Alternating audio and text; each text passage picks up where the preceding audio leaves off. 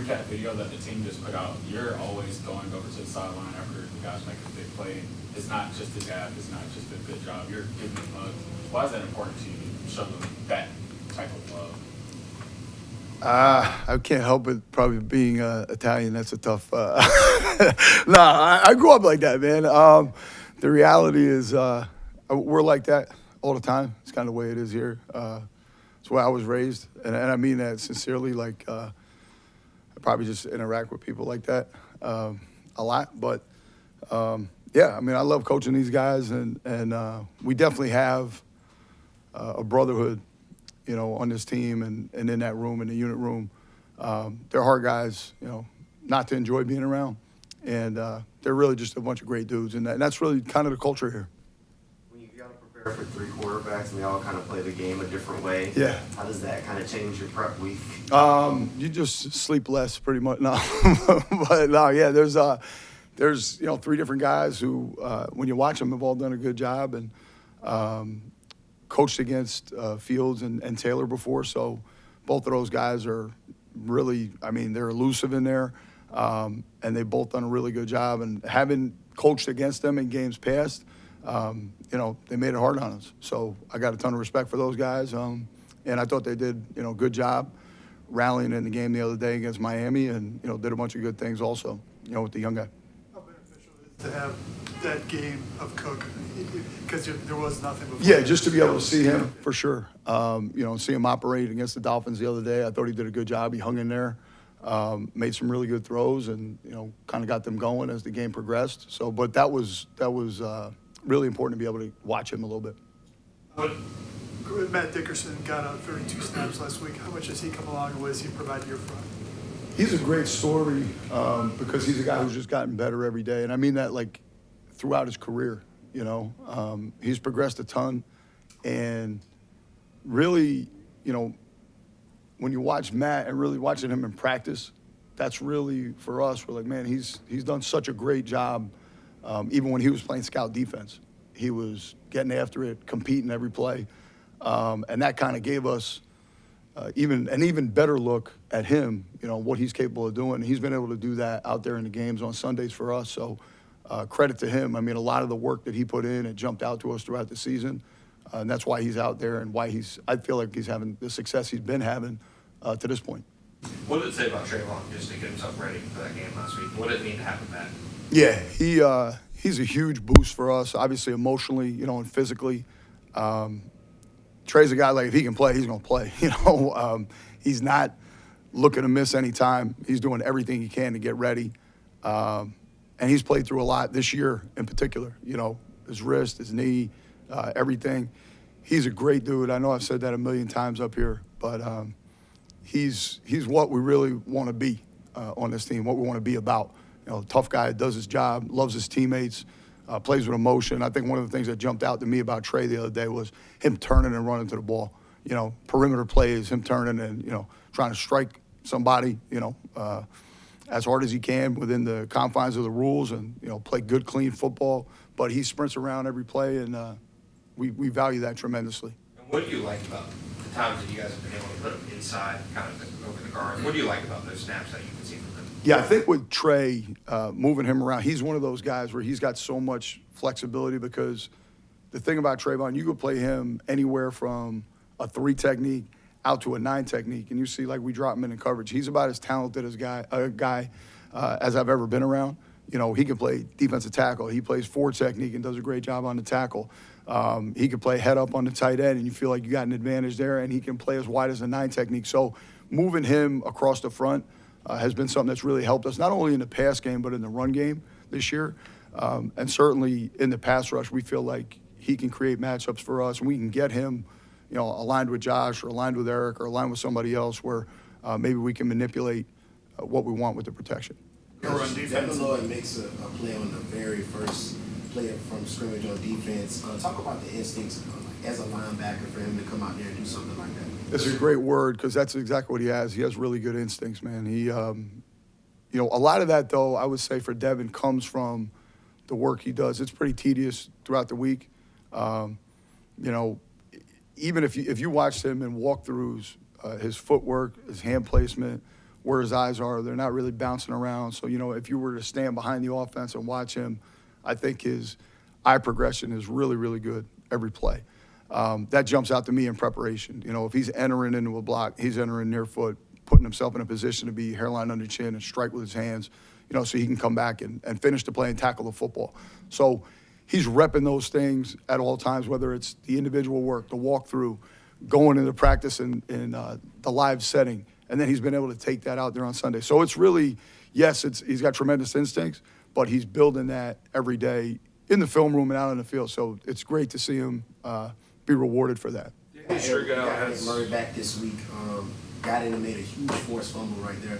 I just look at you guys going back to training camp and you guys working that punching drill. Is it muscle memory at this point with these guys forcing these fumbles? You hope so. You hope it's getting to the point where it's just something you do. You see somebody walking down the street and you want to punch their wallet out of their hand or something. You know what I mean? Like everybody's just, that's your natural reaction. But there is a culture of that here, and the guys do that. I would say like the coaches, our position coaches have done an unbelievable job in the pre-practice, in the post-practice, and in the drill work of, just getting the guys mindful of that, ending drills with that all the time. And I really credit the players, honestly, for their stick-to-itiveness of it, and the coaches of never relenting on it and trying to make sure it's because at the end of the day, it's really about how many attempts you get. Your percentage of success is going to go up exponentially. If you're taking, the more attempts you take, the more options you're going to get a takeaway. It's been sort of picking it up over the last few weeks in terms of snaps. Just what have you guys seen from him? Yeah, he's and you guys could see it when he plays. He's a hard-charging guy. He's a guy that plays with great fundamentals. He's doing what he's been coached to do, what he's being coached to do every day. And his effort jumps out. His effort jumps out. And I think his teammates really appreciate that about Danny. He's put so much work into this to get to where he is. And he's earned everything, which I think the guys really respect and value that about Danny too. He's not the biggest guy, but it seems like he's able to do everything against the run. Just how impressed have you been by that? Very impressed. I would credit Matt Edwards, Derek LeBlanc, those guys who have worked with him. And I think Danny was well coached when he came in here from college. But to me, guys like that, it's so much about your mindset. He is unrelenting on himself to get it right. And you see that. That's kind of what jumped out in camp watching him and in the offseason. He's a guy that wants to get it right, going to do everything he can to get it right, do the extra, and it's paying dividends for him. But so much of that is I don't want to say how hard he is on himself, but how much he demands from himself is probably a better way to say that. The shuffle in the secondary, last week it was getting Eric Murray back, but not having Dewey. What does it say about, the guys you have in the safety and cornerback room that you're able to kind of shuffle pieces and everybody kind of keeps the standard? Yeah. I thought Antonio did a great job. He has done a great job, I should say. And he's a guy that's really got a lot of position flex because he's out there sometimes playing safety, playing nickel, playing dime, and playing linebacker type roles too. So he's a bright guy because that's a lot of techniques that we ask him to play. It really is when you go through it. And he's a guy that's up in here in the office all the time trying to do extra. Rayon Lane, I thought, jumped in and did a bunch of good things over that period. And even the other day. So it says a lot about them, but it also says a lot about the older guys who have prepared them. You know what I mean? They kind of embraced them and brought them in to try and teach them and get them right, and are always working. They're all always working together, is what I would say. It's a huge part of that. Your run defense has been really strong this year, but Brees Hall, obviously talented back. What type of maybe different challenges does he bring as a runner? Yeah, I coached against him before when I was in Miami. I got a ton of respect for him as a runner. He's made big plays in the run game and the pass game, and he's done that through his career. So I've seen firsthand, how good of a player the guy is. I said this about a couple guys previously in weeks prior, but he's hard to tackle. It's got to be a team tackling mentality, and their offensive line, in my opinion, has done a great job this year. They do a great job staying on the down guys, moving people on double teams. Josh Myers, the center, he was in Green Bay with me last year, so I've been around him a lot, know how talented he is, how capable he is. Both tackles and guards, I think, are physical. I think the young tight end Taylor has done a really good job for them, and Rucker has always been a guy who's been a POA guy that's a finisher. He's a good football player. So they got a lot of guys. You know, even when they bring Beck in as a fullback, they got a lot of guys who finish blocks, and they've done a really good job in the run game as well. So credit to them, and it's going to be a challenge out there on Sunday. And you know, we're just trying to get these guys prepared to meet that challenge. Yep, appreciate it, guys. Trevor, yesterday, he was talking a little bit about his growing confidence in the offense, and Liam said after the game that the team's growing in confidence and he can see the quarterback growing in confidence. Can you see that, Trevor? I mean, out on the practice field, out on the game field, the confidence that's building in him? I like it. There's a lot of suspense for that question, building up. Yeah, that's awesome. Yeah, absolutely. I think you see it in practice. Even in the meeting room, you feel it. When you start communicating with guys and they really have a grasp and a mastery of things, you can sense that just in the communication. But it's awesome to see it materialize on the field with some of those plays that we all see him make, whether it's on schedule or off schedule. To play with that type of confidence is really what we've been building towards all year long. But it takes so much work, so much preparation, so much time on task that you know it's not going to happen overnight. So it's great to see some of the fruits of his labor really start to materialize. Besides confidence, what have you sort of seen from him that's sort of taken maybe the next step over the last 4 weeks specifically? Well, it's a lot of little things. I think there are things that show up on TV or on tape that are apparent to everybody, like some of the throws. Like you look at the throw he made to Tim Patrick on our sideline, the throw he made to Tim Patrick on their sideline, 2 critical downs. Some of the plays in the red zone, off schedule, moving around in the pocket. Those things are apparent because of how fast he's playing, the decision he's making, but it's even little things with making certain calls up front or the way he's bringing shifts and motions and timing some of those things up that are so, you know, the details of those things are so minute that people may not notice from an outsider, but they make a big difference to the players that he's playing with and to us as coaches, to the scheme and the system and little angles being lined up and being executed properly. So those things kind of pay, you know, dividends for everybody else in the offense that don't always show up on his stat sheet or show up with a completion for him that everyone's clapping for him, but those impact the team in a lot of ways. Do you see him getting the team into the right look at the line more now too? I think he's done a really good job of that all year. I think it's just the speed and the comfortability with which he's doing that has continued to improve. There's a lot that we put on guys, and it is foreign for everybody. It's not just foreign for the quarterback. It's different for the wide receivers, the way we call formations, the way we change plays, the way we have multiple plays in the huddles, or the way we call different plays at the line of scrimmage and check in and out of things. So it was different for everybody. So I think he's improved in that, and the wideouts have improved. The running backs have improved at that. Because even for those guys, you're up at the line, and if I'm a guard or I'm a running back and I'm thinking, okay, I got this run, what's the front? What am I looking at? What's this block going to play out like? And then all of a sudden, everything changes and I got a totally different play. When I got to restart that whole mental process and the ball's getting snapped, I might not have the time to think back through, okay, wait, now I'm doing this run. What's the front? What's the look? What's my cut going to be? And you have to speed up that process, do all that in an instant. And we're getting closer and closer and closer to that being instantaneous, to where guys are processing. We're never going to truly achieve automaticity, where guys are up there and they're just out there playing totally mindless, totally unconscious. But that's what we're shooting for. And the closer we can get to that, typically the better it is. Guys have said about Jacoby Myers, he just has a great feel for the game. What are examples of that from a coaching standpoint? There's a lot of different feels, or a lot of different examples that show his feel. I think the first one that shows up is kind of his feel in space. Right? You see some of these teams playing zone coverage where they have defenders who have vision on the quarterback and they have different spots to get to and different landmarks, or they're reading off of what our routes are to kind of, you know, determine what their drop's going to be. He has a feel for where those defenders are going, where they're trying to get to, and then where his route fits off of that. And that kind of takes a second and third level order of processing, not just to know, we tell you to get to this spot, but this spot is going to open up. Because we're telling you to get to a spot that looks covered. But if you have a great understanding of what the defense is doing or what the defense is trying to do, then you can run your route in a certain way to try to get to that spot on the field, or to try to dictate the coverage to play a certain way. All right, now I run a route this way and I lean out a little bit, gets that defender to move out, and now I opened up my window inside. Little things like that are really subtle show up with him when he's running routes. Then you see it in the run game too with my understanding of angles on the block. You see a lot of plays that he's making, getting down, blocking safeties, blocking corners. I mean, he's blocking linebackers on some plays. And you really can only do that when there's a physical mismatch at time. If you have great technique, great angles, you have a great understanding of where the run is going to go, where the blocks inside are going, because how those blocks distribute will change how the safety or the linebacker is going to trigger on the run.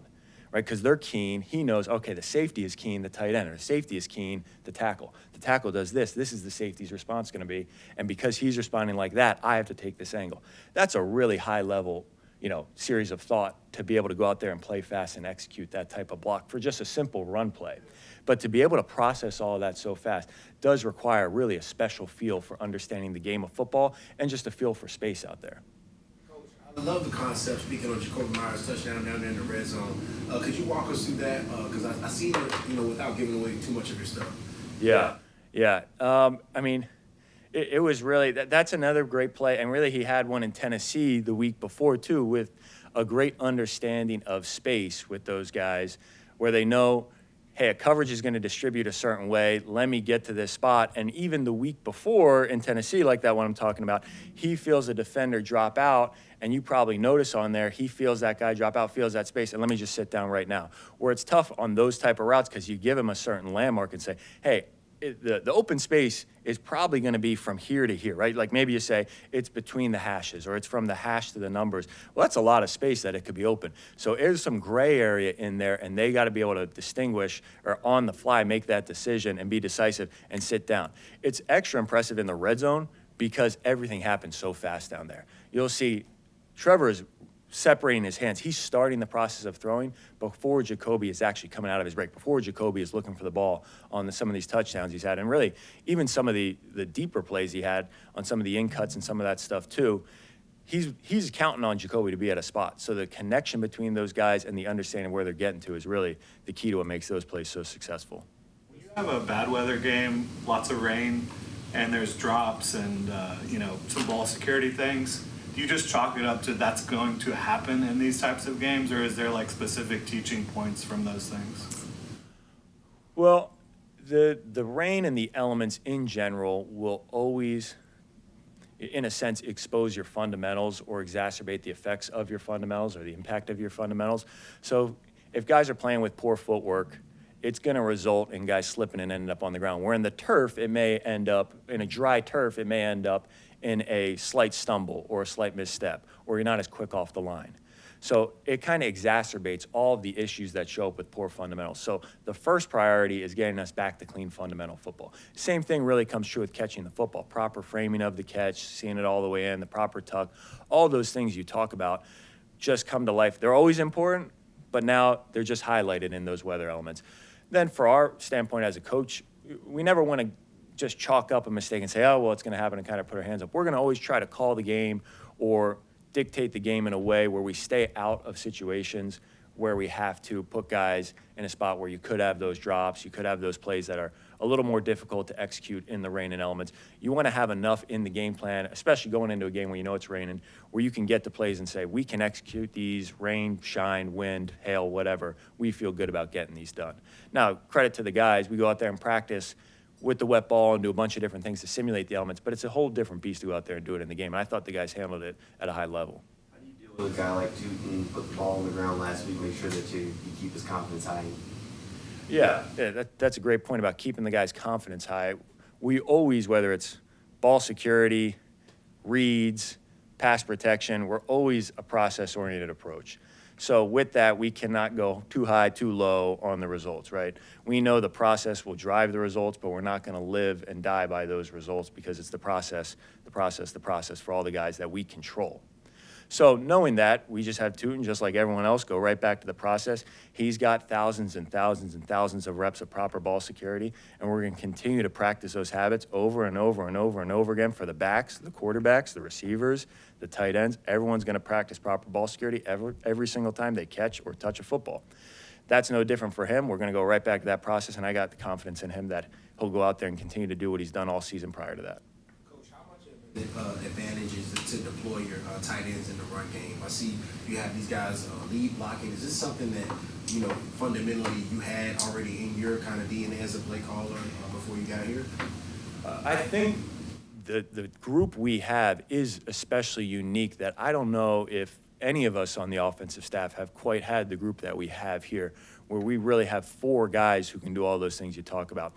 So I think we all have experience with little bits and pieces of guys being able to block on the edge, coming back across the line, you know, inserting for blocks as a lead blocker. Like you say, there's so many different blocks. Then they're around the edge, going out there blocking DBs. What's unique about this group is we have 4 guys that can do all of those blocks. You see Quentin Morris, you see Bretton Strange, you see Johnny Munt, you see Hunter Long blocking defensive ends. Then you see him blocking safeties out in space. Then you see him coming back and blocking defensive tackles. Then you see him coming across and blocking a defensive end. To have those guys that are kind of puzzle pieces that you can mix and match, and then all of them are able to make catches in the pass game, run after the catch, that versatility is really unique, and it opens up a ton in the run game, first and foremost, but then the play action game, then the pass game, quick game. Even on third downs, those guys are weapons out there where we're trying to find different ways to continue to say, how can we get these guys out in routes to be, you know, the first read or primary, because they're such a great matchup at times.